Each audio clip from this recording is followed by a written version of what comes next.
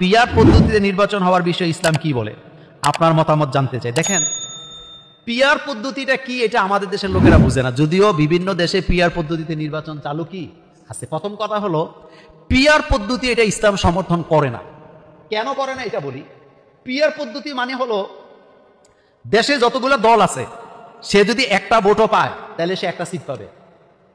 তো বাংলাদেশে মনে করেন পিয়ার পদ্ধতি চালু করলে সমস্যাটা যেই জায়গায় হয়, বাংলাদেশে যত গাঁজাখুর আছে বা চোর যারা আছে তারা যদি সিদ্ধান্ত নেয় যে আমরা সবাই মিলে একটা দল গঠন করব, তাহলে বাংলাদেশে নেশাখুর লাখের উপরে হবে না নিচে হবে? কথা বলে না, উপরে হবে না? তো উপরে হলে তারা যদি 1 লাখ হয় সংখ্যায়, তারা একটা দল গঠন করবে, আনুপাতিক হারে তারা 2-3 জন সংসদ সদস্য তাদের পক্ষ থেকে বানাবে, আর তারা সংসদে দ্বারা তাদের পক্ষে কি বক্তৃতা দিবেন। এটা করলে কি ভালো হবে না খারাপ হবে?